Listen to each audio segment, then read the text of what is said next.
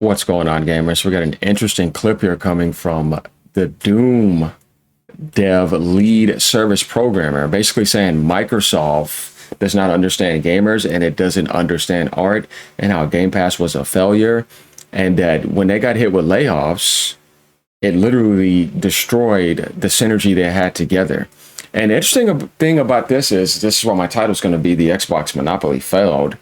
Is that everybody knows that it did, and that when Microsoft gets anybody, all they do is make them worse, and they don't know what they're doing. And then they sit there and feed them a bunch of nonsense, and they don't know how to make any decisions to make anybody better at all. So in this video, we're definitely going to find that out. Ever since they got Bethesda, Bethesda has not gotten better. Bethesda has gotten worse. Ever since they got Activision, Activision hasn't gotten better. Activision has gotten worse. Ever since they got Obsidian, Obsidian hasn't gotten better. Obsidian has gotten worse. Ever since they've gotten anybody, things have gotten worse. Same thing for Halo devs. Halo got worse over time. They're getting ready to put gears on the axe because they want to limit its audience. That developer that is creating Clockwork, what the hell is their name? Enzo, whatever. $500 million, and they're making that an Xbox exclusive. Do you think that's going to make things better? No, that game should be everywhere, and it should have never had that type of budget. It's like, what is wrong with you? So, Ninja Theory, they didn't get better. They got worse. They were actually better with Sony as a partner, making Heavenly Sword and doing what they were doing. But when they got with Microsoft, they went down real quick, and now they had to let them go. If you notice, anybody that Microsoft got has not gotten better. The monopoly was a disaster, and they spent all that money and made all that noise saying they were going to spend PlayStation out of business, on top of spending $100+ billion with Game Pass, Activision monopoly, and Bethesda, and it only got worse. I mean, that just shows you that there's literally no sign of growth in that company when it comes to gaming. It's not possible. So going with them is pretty much a death certificate for your company, selling your soul and literally just being ruined over time. Don't do it. It's not worth it. So in this clip, we're going to see what the id Software lead service programmer has to basically say. And it gets very interesting. Definitely the last bit of the clip. Are we ready? Let's do this. Hard to make a game that is AAA, that's like we've done before, with half the people. And by hard, I mean impossible. It's hard to make a game when there are entire departments that are gutted that you need, entire disciplines that are gone. So the reassurances that we're still the same id and we're still going to do things, well, first of all, we're not the same id. We're half the same id. So that's somebody that's actually inside telling you that, not somebody writing a fake PR headline saying it's all good and all this and that. Of course, they're going to lie because that's what they do, right? More exposure right here. And AGN's been trying to tell you this. It's like, no, they're ruining developers that were amazing in the gaming industry since the 90s. We always knew how badass Doom has been for the longest, how good they were for the longest, until they got with Microsoft. And then look at them now. Half their team got sacrificed. Yeah, it really says a lot, doesn't it? We're talking about Doom here. Doom devs, come on. Video management is given talking points on the things that are allowed to be said and what is not allowed to be said. And it feels like it is instead more reassurances. They don't want more people to jump ship and say, oh, there's no more future in id, so we're all going to leave, and then there's no one left. They don't want unrest. And so at the end of the day, most of it was just trying to tell us that, oh no, everything's fine and things will be okay. That, you know, the same lines that they said publicly, like, oh, well, we're the size of Doom 2016. We're close to that same size. And so we shipped that game so we could ship another game. Things of that nature. Which seems to be false to begin with, right? Because if you look at the credits for Doom 2016, there's more people in there credited for id Software than remain at the studio at this point. Yeah, there is a reason they say close to, because it is less. I know that. See, all that company does is lie. There's more lies right there in front of your face. Like, you wonder why you monopolize somebody, right? What was the point of getting Activision? Call of Duty's still everywhere anyways, because they just wanted to put their publishing stamp on it to make it look like they're not failing as bad. It's really bad if you remove Activision publishing. You see what I'm saying? And that's what Xbox fanboys that harass other channels 24/7 do not get. They can never see the real reality here. They live in a diluted bubble that is really bad. I highly recommend not following certain people that never criticize Xbox. That's terrible. Or Microsoft, because they're just going to lead you down a dark road of not seeing any sense of truth. They're just not that bright, I'm telling you. But trust me on this. Like, we have serious issues with how Game Pass is done. Like, whenever we see the financial reports that say that there were, poor sales under Bethesda, I'm like, what's a sale? If you have Game Pass, are you saying that poor sales means poor number of games sold? Because of course, you're not doing a game sold business model. Somebody else had just called out Game Pass. Doom devs are real about this. Basically told you straight up, you destroyed our sales. Your models suck. And then you're going to talk about things didn't hit the way that you wanted them to hit. You're the one that set up that model. So more lies called out, more Game Pass obvious exposure happening, which we all knew that certain Xbox fanboys were actually trying to defend 24/7 when the truth was obvious. We've been saying this. You can't have a game cost $200 to $300 million and then put it day one on an all-you-can-eat buffet service, and then it goes not so well on other platforms, and all of a sudden, how did you get your money back? Nobody's buying games on Xbox. Then you're just putting Game Pass made this much revenue, and I'm like, man, subtract everything and give us the real numbers. Paying all that money to get games day one on there, but you're not getting any profit. And that was pretty obvious for a while. PlayStation Plus is more profitable easily, and it's only on PlayStation. Nintendo Switch Online is more profitable, and it's only on Nintendo Switch Online. This is how bad it is. People need to understand this. And they fundamentally don't understand art. They don't understand art. They don't understand games. They don't understand that business model. When you say they don't understand art, what makes you say that?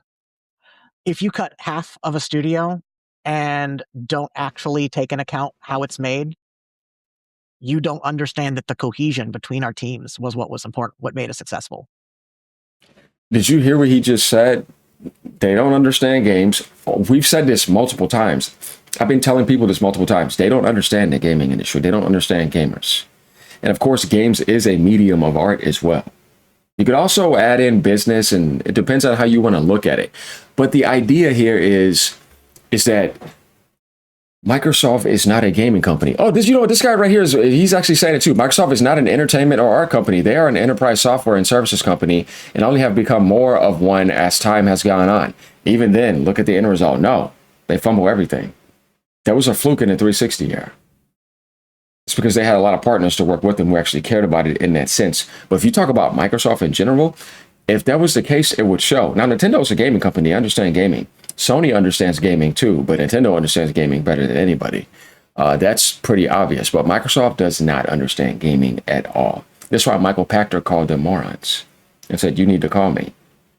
They don't know what they're doing. Trust me. And then you have all these people that are coming from the AI world into that position in the Xbox gaming world, which should give you another idea that AI is actually the worst thing for art. It sacrifices art. It has no soul. It gets in the way of it, and it gives you slop. No. Japanese are really good with art, and we know this.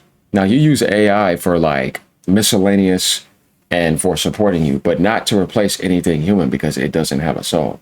Microsoft is a company that will do that because they don't really have much of a soul when it comes to things like that. And I'm just telling you, they have a bunch of money, but they don't have that much soul. You can obviously see that in everything they do. And I think they have the most soulless community, a crowd in the gaming industry, and they always have. It's very toxic. It's not too hard to actually see that. But that's what happens when you're underneath that type of frequency. It's very, very low, full of machine and businessmen in suits and people who care about profit and want to push AI. And it's not a soulful company. It's not hard to see at all. And hitting the buy button because you're incapable of making your teams grow. You got to think about it. They were stuck at the Xbox One with Halo tanking down. You saw it. Gears tanking down. You saw it. Not as much as Halo, though. but it was all they had left was Forza. Fable disappeared. Like, that's all they had. And when they moved to the series generation, they saw they had no identity, no mascots. Halo Infinite got delayed for a full year. Of course, they launched Gears 5, but it didn't do what you wanted it to do. The numbers were actually low. They hid them. None of their IPs were selling. Crackdown did terrible last gen. That last one, we all know it was god awful, went through development hell. They weren't having much. Anything that went with them was not selling at all. So what they ended up doing is they hit the buy button on Obsidian, they hit the buy button on Bethesda, and they hit the buy button on Activision, and they hit the buy button on Ninja Theory and a couple other developers to show that they actually have all these games and that they're going to be a strong publisher too. But the thing was, that wasn't their work. Microsoft is incapable of helping devs get to that. What they did is they took all of them, they made all of them worse, and they got rid of the majority of them because to them they were failing. But actually it was Microsoft who made them worse and put them on Game Pass and ruined them. And they were trying to go around in the gaming industry and do the same thing. And it's pretty obvious if you pay attention, because you start to understand that this company can't do anything right when it comes to gaming. They just don't know what they're doing. It's not a gaming company, and they should get out of gaming. Bobby Kotick was right when he told Satya, what are you doing here? You don't belong here. And he was correct. Get out. Go buy Meta or something. You know, go do something enterprise oriented. Like the guy said, they're an enterprise software company and services company. You should be doing that. Fix Windows 11, you know.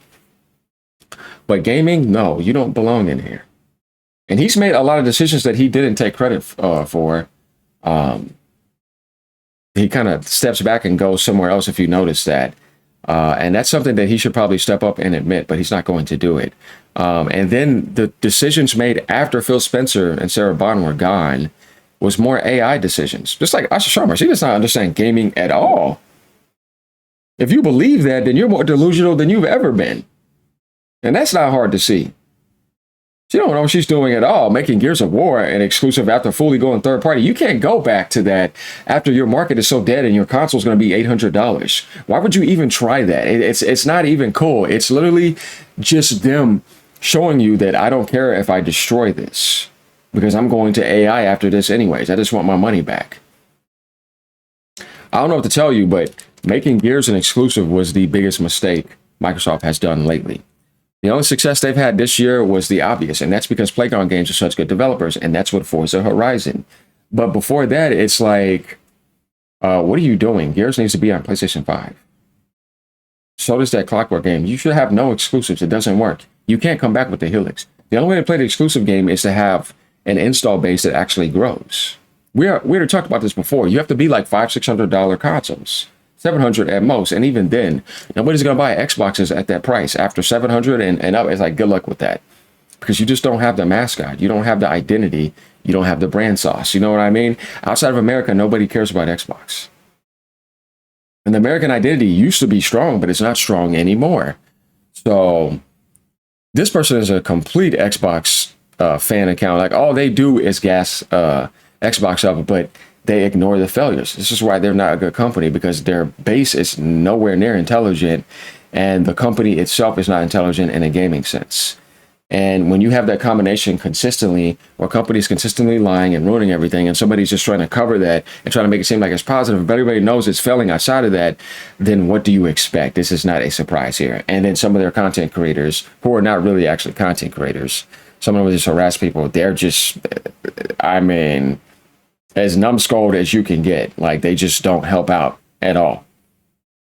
And then they secretly have such inferiority complexity issues inside of them. That's what it is, inferiority complexity, that because the failure is so bad, they have to try to gaslight other platforms and hope that they fail so that Xbox can look better. And it's like, why would you want any of that to happen? No, the gaming industry needs to be healthy if PlayStation, you know, is going to be around. If PlayStation fails, that hurts a significant portion of the gaming industry, because so much third-party success relies off of that. And then Nintendo and Steam.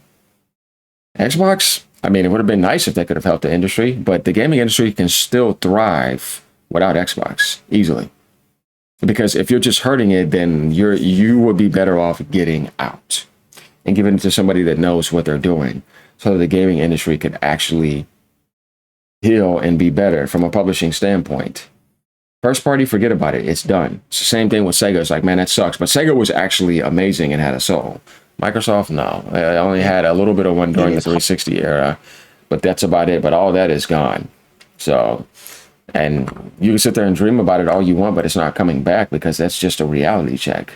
So you have to do the next best thing. And that's why I say, well, I'll keep on saying, if you're not going to be a publisher, then you should just get out the gaming industry. So there we have it. We realize how bad the Xbox monopoly failed. Nothing has came to an amazing growing situation. Everything is just pure hell, and we see that. So let me know what you guys think about this. Become a member, leave a tip down below. Like, comment, subscribe as usual. As I said, keep on gaming no matter what, and just remember that all AGN is doing here is just telling you the truth, because I just don't see a future where Microsoft is in the gaming industry to help it. They don't know how to do that. So it's best to just get out at this point if you're not going to be a publisher. Later.